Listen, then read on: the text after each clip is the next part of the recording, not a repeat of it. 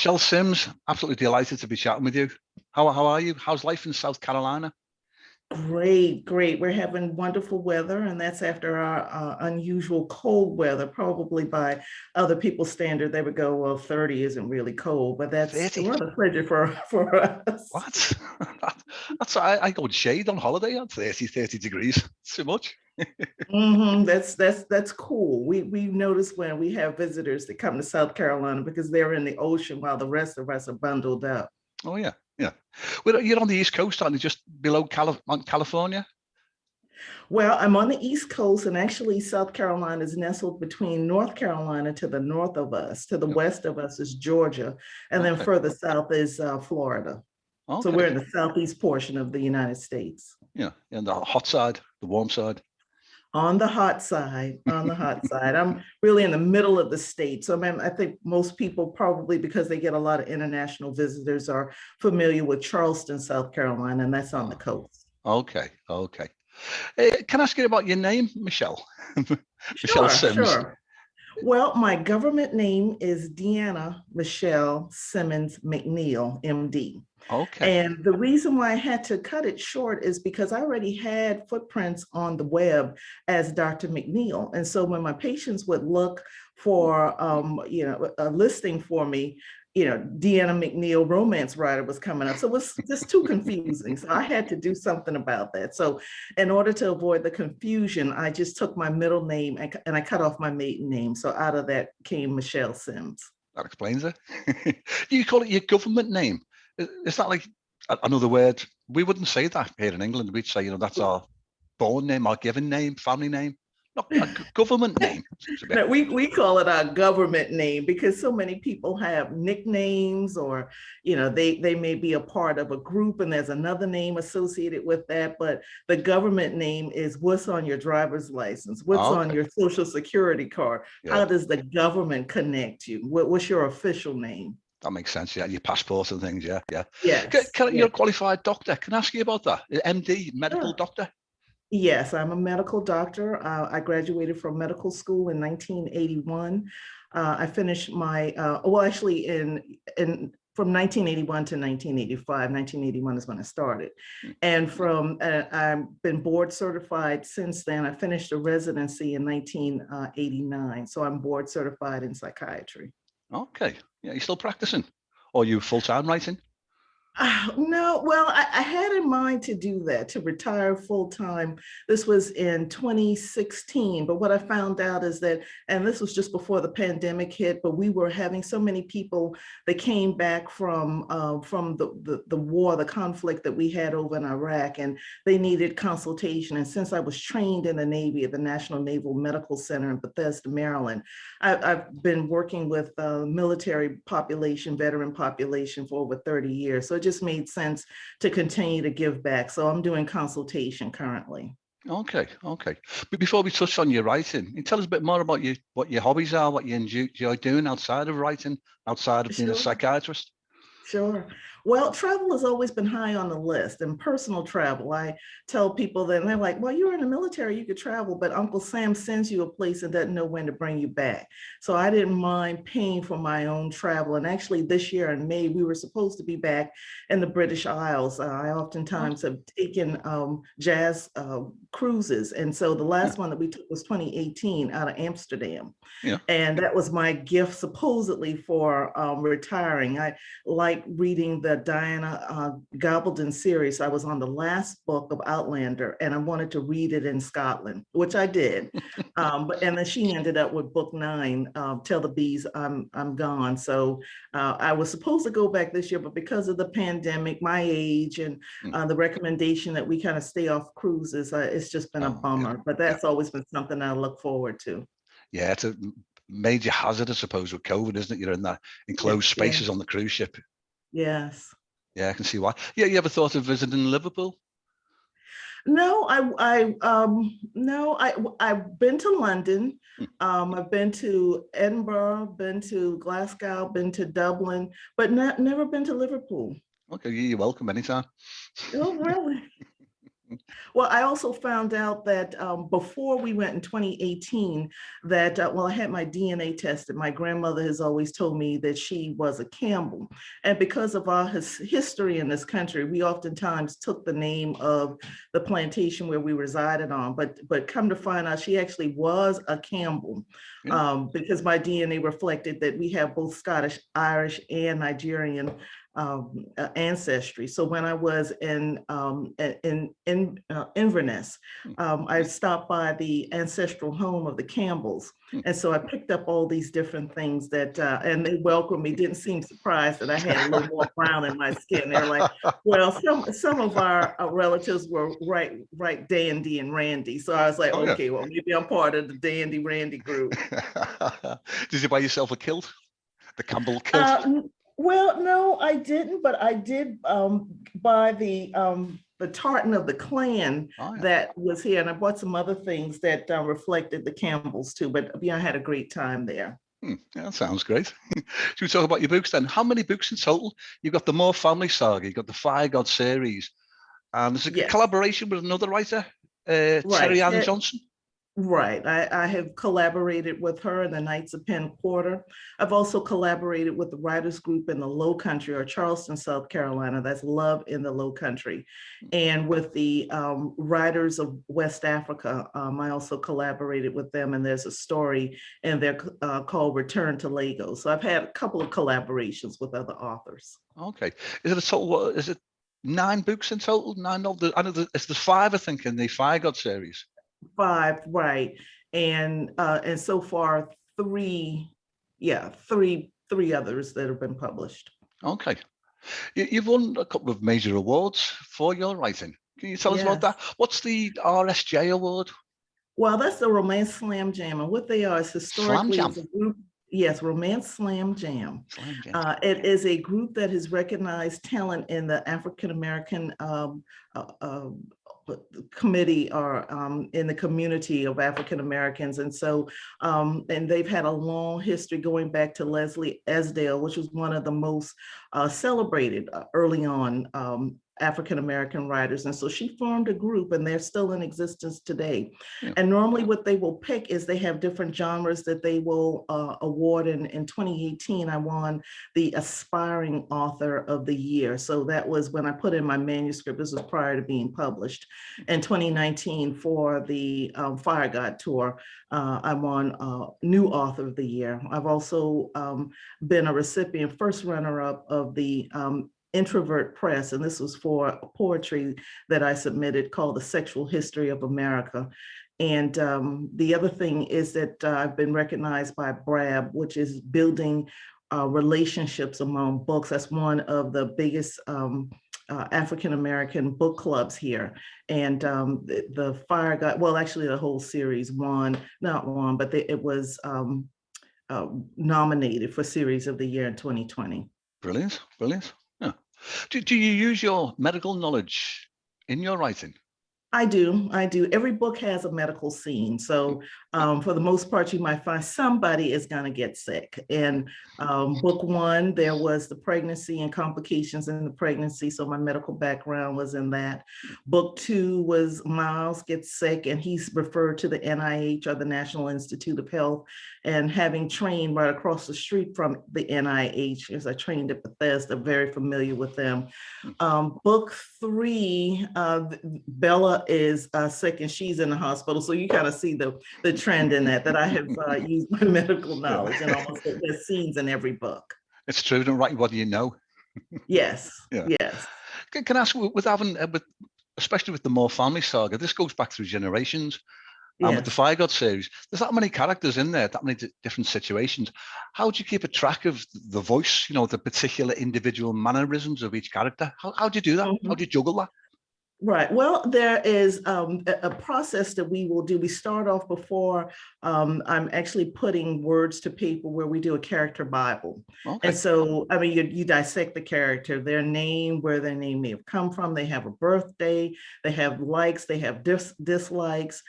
They have certain things that they're going to do, certain things they're not going to do. You might use the example of a horoscope. Like, for example, Miles is an Aries, and he's got probably a very fiery personality. And so who would he mix with, who would he not mix with, where he's born, the time of year that he's born, who he's born with. So the character Bible helps to shape some of that. The other thing is that, I define myself as a plotter. So I will plot out scenes, and it has to fit in with the character. And editors also help with that. Like sometimes they may say, oh, that doesn't sound like that character. So, it helps a little bit, or they'll say, oh, that's forced. That's not so-and-so. So you have different components of it that helps you keep up with the different voices of the characters. Okay. Can you give us a brief background for the More Family Saga? Give us an introduction to it. Obviously, no spoilers, but just tell us what it's about. Sure. It's quite a wide range of genre that your novels cover: romance, Yes. suspense, paranormal. Yes. Well, and I would say in general, maybe just talking about why I chose that is, number one, the saga is grounded in reality. So unlike where you would see a specific paranormal novel, they are human beings. They're ordinary people. They have jobs, aspirations, hopes, and dreams, just like the rest of us.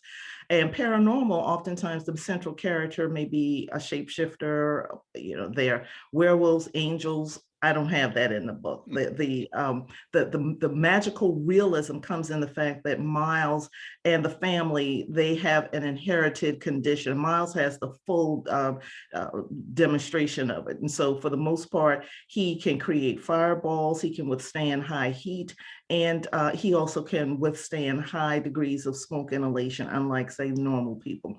So, but the difference between that and fantasy is that I'm not building a new world. Where they live, New York, LA, and like his father, Cade, and they're more in books 1 and 2, they're both musicians. They're accomplished musicians. They go on tour, so they're touring Europe. All of the settings are common settings. And if the readers have visited these areas, they'll recognize what I've been talking about. And I've been to these places.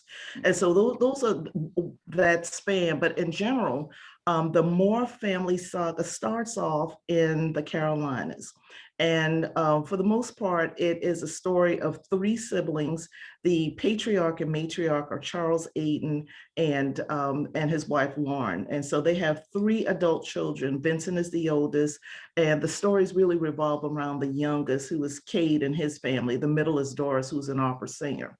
Now, Cade, they don't know until Miles is born that they have this genetic predisposition, because their great-grandfather, who was a part of the Cold War and worked for the CIA, got killed on a mission in the 1950s. But prior to that, he marries Mariah, and Mariah is from a blue blood Charleston family that is of Irish and German extraction. And Aaron is a African American. He's a naval officer, just like I was a naval officer, but he's in intelligence. Yeah. And so the story kind of follows along that after Aaron is gone, and what happens with the family when they discover that they have the same genetic predisposition that Aaron had. And that's why he was recruited by the CIA, because he could go behind the Iron Curtain and infiltrate, but he gets killed on a mission. Miles, Cade is an accomplished jazz musician. So he starts off, book 1, Seed on Fire, starts off in New York. They're new transplants from the Carolinas to New York. They have budding careers. Unfortunately, they get pregnant on their honeymoon. And so there's the stress of that. And Miles, Cade is at the pinnacle of his career when a series of nightmarish events happen. And so it threatens their life. They find out that they've got this baby that may potentially be at risk. And so that's what Seed 1 is, Seed on Fire, book 1. Okay. Book 2 goes 7 years later, where Miles now really has the full manifestation of the illness, and they have to protect him.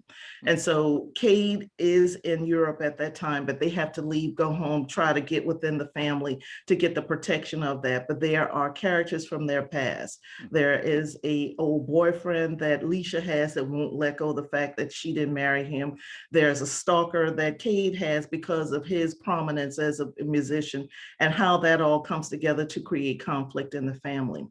Fast forward, book 3 is Miles is now 25 years old, and he's an accomplished musician in his own right. He's a hip hop mogul. And so all the things that kind of go along with that, he's touring, he meets Bella, who works in his company. They fall in love. And then book 4 is they're getting married. And book 5, that leads us to book 5, which is a year after they're married with twins. Who also have inherited the manifestation. It's their empire building years. The company is growing, but they bring in people in the company that really don't want to see them succeed. They don't want to see Bella and Miles make it as a couple. They don't want them to experience the success. And there are all sorts of things so that they have their thrill ride. It's about dealing with betrayal. It's about dealing with a lack of trust, and also the benefit that they get from coming from a very strong, loyal family, and how that factors into the story too. Okay. I started reading Face the Fire, the latest installment. I started reading that today. It jumps into the action pretty quickly. Yes. Which I really enjoy. There's no messing around, you know. Let's get on with this. At each of the story, are they all standalone, or is it sort of a cliffhanger at the end of one that you need to read on? No, all of the author groups that I've been a part of and the reader groups that I've been a part of, that if you really want to stay a part of that, you will not write cliffhangers. So all of them have an HEA, or a happily ever after, or a happy for now. And there's enough of a backstory in each of the books so that they can be standalone. But what I'm getting from the readers is that it works better if you read all of the books, because you get much more of the richness of the story. But you can read each of them as an standalone. Okay. You're writing full time now. Is this your job, your full time career? Am I right? Well, I would say the majority of my time is, and like I said, there are different seasons in my life, and I never anticipated either season. I started off as a naval officer. I did anticipate that I would be psychiatry, but I really was leading towards pediatrics. But what I found is that in my training, when all of my colleagues were gone, I was still in the hospital. I was either talking to the family, talking to my patients, or they call me from home and say, oh, you need to talk to this patient. It may not even have been my patient.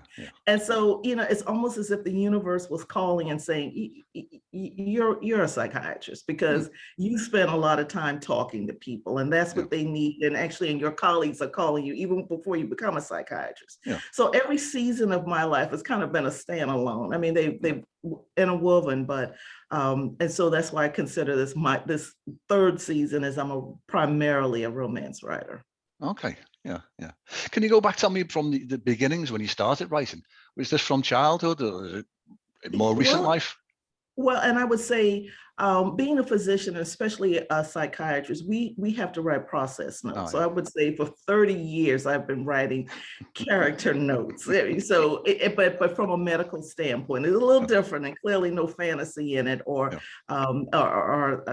fiction in it. But nonetheless, writing about human beings, their interactions, their family. But I would say I started off as a reader. I read from an early age. My grandmother would tell you, if she was still here, I was reading it too. But I think as I look back on it, I just had an attention for detail. And so I remember things. So, oftentimes, and I see this in young kids now, if it's a story they really like, they could tell you from A to B, from the first page to the last page of the book. And it's like, don't skip anything. So I was that kind of kid. But so reading and writing has always been a part of my life. But I would say, as a romance writer, especially romantic suspense, it came up probably since 2015. I was a full-time psychiatrist at that time. And for some reason, when I would go to sleep, Vincent, which is the uncle to Miles, kept coming in my dreams. And so it was like, and at 3 a.m., and he would not leave me alone. So I had to make a kind of negotiate with him that if I start writing his story, then will you let me get some sleep? Because I have to get up at 6 a.m. and I have a full day. I don't have time to be up and reading and talking to you in Technicolor. So it started that way. And in 2016, I went to the LRWA convention in San Diego, and that's the Romance Writers of America. And they gave us this task in one of the creative writing seminars that they had, which was to write a bigger than life character, one that you could think of. And so I, became so excited to be a part of that project. And so Vincent came back and said, oh, I know just the person for you. You need to write about my nephew, Miles. And so that's how it came about in the Fire God tour. Yeah. Brilliant. Do you know, I was going to ask you that question that, I've asked a lot of writers, do your characters come alive? And clearly they do, in your case. Oh, yes. Yeah. Oh, yes. Do you think, you're a plotter, you said. Do the Yes. characters often go away and do their own thing against what you plotted? Right. Yeah. Yes, they do. Miles is good for that. Now, Miles won't fight for me and he fight with me, and he's not as insistent as Vincent is. But what he does is that I can plot a story, and I guess somewhere in the back of my head, he's observing this, kind of my observing ego as I'm writing this down. And then all of a sudden, he just goes silent. And it's like, that's not what I want to do. Yeah. I see this, and I see that's where you want to go. And really early in my career, I would write it anyway. But I missed him. So because if I felt like that direction wasn't there was something that was flat about the story. And so I just kind of let him do his thing. Yeah. I've had that experience. I had a scene ready where a lady's supposed to enter a bedroom at a certain time. And I'm typing away, and basically she walked into the bedroom. I was like, "Whoa, hang on a sec, where did that come from?" It's a weird sensation. But do you find that people look at you oddly if you talk to people other than fellow writers, that they think it's a bit strange? Mm-hmm. Yeah, some of them think I've been a psychiatrist too long and I've been infected. Do you know what the brilliant? So I just kind of keep that to myself. That's for my writer friends. Yeah. Well, one of the most, I spoke to Ken Stark, another novelist, and he said to me, he said, "I only murder people in my books." That's a strange thing. So your first story then, what happened? So you wrote your first novel. Did you send this to publishers, to an agent? Well, and that's a very interesting story. So I won the award for the Romance Slam Jam Award, and part of that was to have a reading where I would sit down with a publishing house, and so they asked for a full on the manuscript. And I sent the full in like it was requested to this publishing house, and I never heard back. I mean, it was the editor, the owner of that publishing company that I was talking to. So I'm new to this industry, and I didn't want to be pushy. I'm like, I haven't heard back from anybody. Slow out there. And so and so what happened is that when 9 months, a year went by, I mean, I just felt like where I was in my life. My house was paid off. I had resigned my commission. I was on the verge of retirement. I had already put a check in the box of long-term commitments. And so I just wondered if the universe was saying, well, maybe you just need to be an indie. So I published it myself. Okay. Yeah. That's I'm hearing a lot of people saying the same thing. You with Eva Lancaster? Does she do your helps with marketing and the book covers? Yes. They're all absolutely brilliant, superb. Is that from Eva? The cover, she designed the cover, and also she did some of the editing on the book also. Okay. And she's doing the marketing. Yeah, she does a great job with these sort of animated trailers for the books and things like that. Yeah, she has been. Have you had any approaches for film or television rights? No, haven't been yet. I mean, I think the biggest thing for me from 2018 until now is discoverability. Now, I like to write, but marketing is just not my strong suit. I told people I couldn't sell an umbrella in the rain. Because chances are I would probably just give it to you. It's like, oh my gosh, you're getting wet. You can have this. Marketing is just not something I do really well. And and so I have had to go through different folks to try and get a marketing team that works well for me. So I don't have an agent. That's something that I just wanted to really get the books down. And I mean, I look at people like Diana Gabaldon, who wrote 8 books. And people found the books, or the writer Bridgerton, and they found the books. And so not necessarily that I'm going to enjoy that kind of success, but just looking at just getting the books out of my head. But the marketing is very important. Yeah. It's well, your skill is as a writer, isn't it? Do you go to a lot of book signings? Is COVID, is it opening up now where you are? Well, it is like in July, where there's called a One Love reunion that's going to be in Denver, Colorado. So I've done that, but a lot of it dried up. So, Mm, there are some writers who started venturing out and longer earlier than I did, but COVID was just ravaging. And with my medical background, I mean, it's just hard to put that to rest and say that I'm going to disregard that in the United States, 2,000 people are dying a day.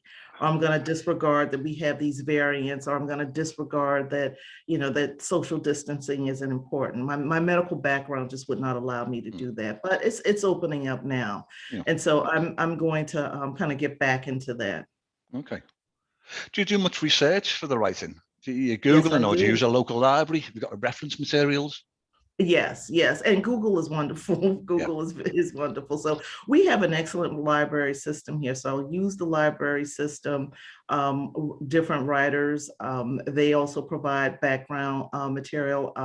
We have people like they will invite an expert. And so like Leisha is from the her family's from the Dominican Republic. And when they did a focus on Latin America, and descendants from that. They had speakers that came from the Dominican Republic and spoke specifically about their culture, their food, their norms. So that was wonderful. Mm, And also doing my own personal research. And Google Earth helps too. So mm, there are times that I'll go on Google Earth and I go down a street. So if I'm looking at a particular locale, I'll go to that city and Google Earth a certain portion of how that city looks and the people who inhabit that, yeah. that type of stuff. Okay, so And that's of the course, authentic. Makes it right, more and 5 authentic. years of right, 5 years of being on a jazz cruise where we have a VIP ticket for a week. So I mean, you Yeah. basically are immersed in their lives, and so they eat with us, they Mm, play with us, they're on the ship with us the mm, entire time.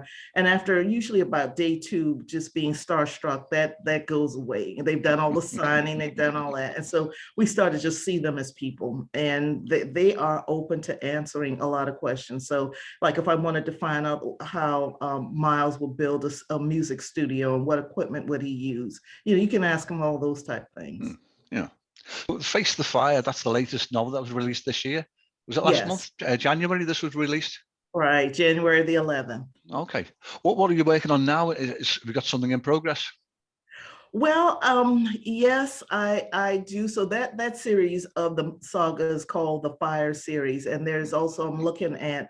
I wrote one book with the Love in the Low Country because the Low Country of the Carolinas is becoming really, really popular. Many writers that are in this area, and so they're kind of blowing up the area. And there's so many ways in which you can approach the Carolinas, but Come to the Carolinas is a series that I'm looking at potentially expanding on.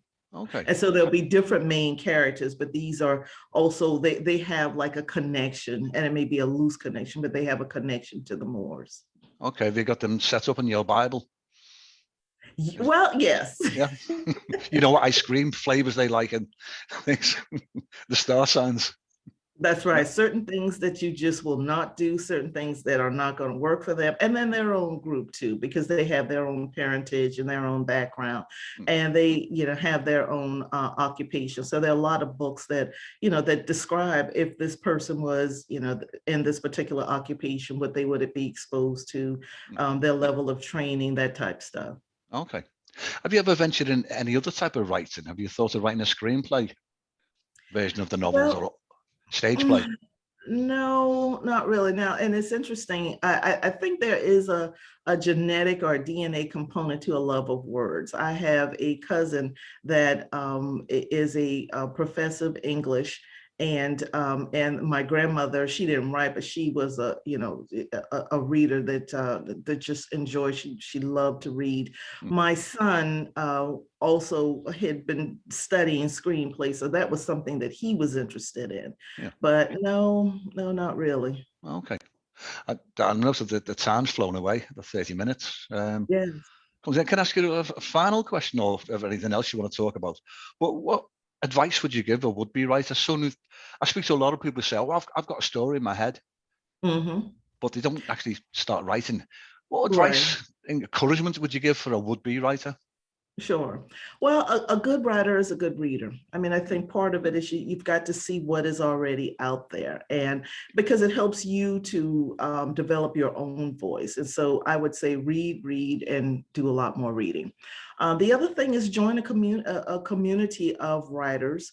Most cities have a local group, or now that we are online a lot, you can find online writers groups and be a part of that, because what happens is that they help to critique your work.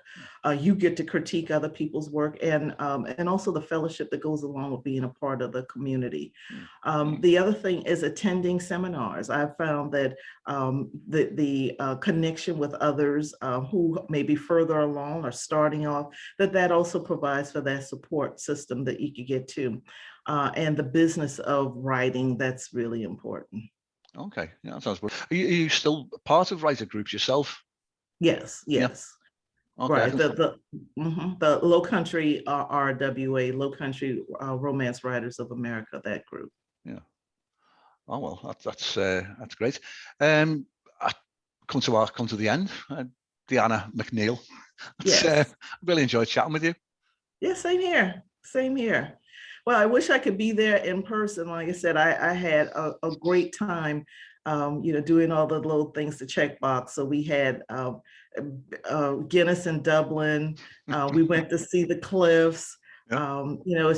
It was just a wonderful time, between eating our way along the British Isles. That was wonderful, starting off in Amsterdam. And it's a bummer that I won't be able to come back this year, but I guess it's close enough. So Oh, you're welcome anytime. Did you go to the Guinness factory when you were in Dublin? yes, actually we did. Did you go to the top, the glass thing at the very top on the 6th floor, where you get your pint of Guinness at the end of the tour?